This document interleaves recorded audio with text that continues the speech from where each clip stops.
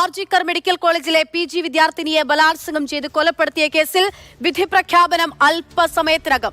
കുറ്റക്കാരനാണെന്ന് കണ്ടെത്തിയ സഞ്ജയ് റോയ്ക്ക് വധശിക്ഷ നൽകണമെന്നും പ്രോസിക്യൂഷനും മുഖ്യമന്ത്രി മമതാ ബാനർജിയും ആവശ്യപ്പെട്ടു. ബി ബാലഗോപാൽ വിവരങ്ങളുമായിട്ട്. ബാലു, ഇനി കുറച്ചു നിമിഷങ്ങൾ മാത്രമാണ് അല്ലെ ശിക്ഷാവിധി പുറപ്പെടുവിക്കാനായി ഉള്ളൂ. എന്താണ് ഇപ്പോൾ കോടതിയിൽ നടപടിക്രമങ്ങൾ എങ്ങനെയാണ് നടക്കുന്നത്?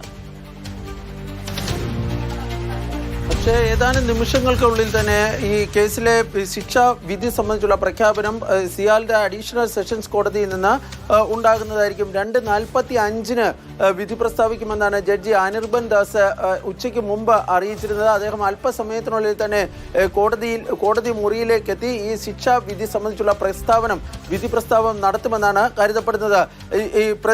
ഈ കേസിൽ കുറ്റക്കാരനാണെന്ന് കണ്ടെത്തിയ സഞ്ജയ് റോയും അതുപോലെ ഈ ഇരയുടെ മാതാപിതാക്കളും ഉൾപ്പെടെ നിരവധി പേർ ഇതിനോടകം തന്നെ കോടതി മുറിയിൽ എത്തിച്ചേർന്നിട്ടുണ്ട്. ഈ ശിക്ഷാ വിധി പ്രസ്താവം അല്പസമയത്തിനുള്ളിൽ തന്നെ ഉണ്ടാകുമെന്നാണ് കരുതപ്പെടുന്നത്.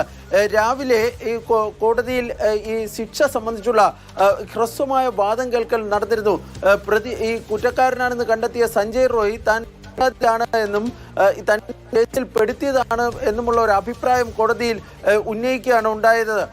തുടർന്ന് പ്രോസിക്യൂഷന്റെ വാദവും ശിക്ഷ സംബന്ധിച്ചുള്ള പ്രോസിക്യൂഷന്റെ വാദവും ഈ കോടതി വിശദമായി തന്നെ കേട്ടിരുന്നു.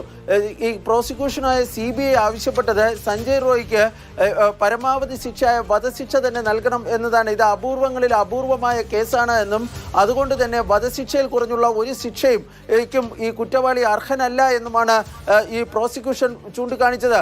സമൂഹത്തിന് വിശ്വാസം ആർജിക്കുന്നതിനും ഒരു ശക്തമായ സന്ദേശം നൽകുന്നതിനും ഇത്തരം കുറ്റകൃത്യങ്ങളിൽ ഏർപ്പെടുന്നവർക്ക് ഒരു ശക്തമായ സന്ദേശം നൽകുന്നതിനുമായി ഈ ശക്തമായ, അതായത് ഏറ്റവും ശക്തമായ ഒരു ശിക്ഷ തന്നെ നൽകണമെന്ന ഒരാവശ്യമാണ് ഇപ്പോൾ ഈ CBI ആവശ്യപ്പെട്ടത്. ഏറ്റവും പുതുതായി കോടതി മുറിയിൽ നിന്ന് ലഭിക്കുന്ന വിവരമനുസരിച്ച് ഈ ജഡ്ജി കോടതി മുറിയിൽ എത്തിയിട്ടുണ്ട്. കോടതിയിൽ ഇതിന്റെ നടപടിക്രമങ്ങൾ ഇപ്പോൾ ആരംഭിച്ച് കഴിഞ്ഞിരിക്കുകയാണ്. അല്പസമയത്തിനുള്ളിൽ തന്നെ ഈ ജസ്റ്റിസ് അനിർബൻ ദാസ് ഈ കേസിലെ ശിക്ഷാവിധി സംബന്ധിച്ചുള്ള പ്രസ്താവം നടത്തുന്നതായിരിക്കും. ഈ പ്രതിക്ക് വധശിക്ഷയാണോ അതോ ജീവപര്യന്തം തടവ് ശിക്ഷയാണോ ലഭിക്കുക എന്നതിനെ സംബന്ധിച്ച കോടതിയുടെ വിധി പ്രസ്താവം അല്പസമയത്തിനുള്ളിൽ തന്നെ ഉണ്ടാകുന്നതായിരിക്കും. രാവിലെ ഈ കേസ് അപൂർവങ്ങളിൽ അപൂർവമാണെന്നും അതിനാൽ തന്നെ പ്രതിക്ക് വധശിക്ഷ നൽകണമെന്നും CBI ആവശ്യപ്പെട്ടിരുന്നു. എന്നാൽ ഈ താൻ നിരപരാധിയാണെന്നും തൻ്റെ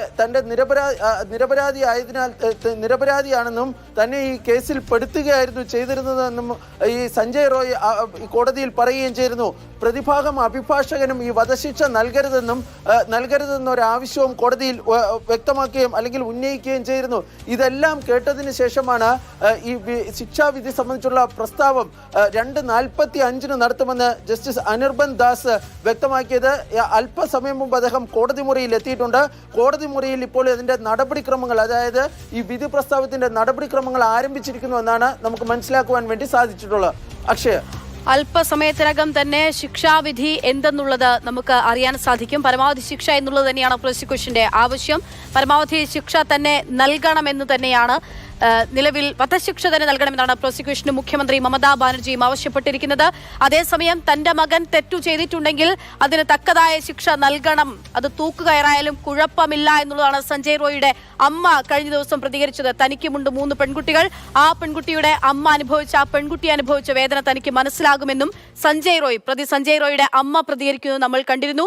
പക്ഷേ എല്ലാവരെയും അറസ്റ്റ് ചെയ്യണം, ഇനിയും നീതിയായിട്ടില്ല എന്ന് അതേസമയം പെൺകുട്ടിയുടെ അമ്മ പറഞ്ഞതും നമ്മൾ കേട്ടു.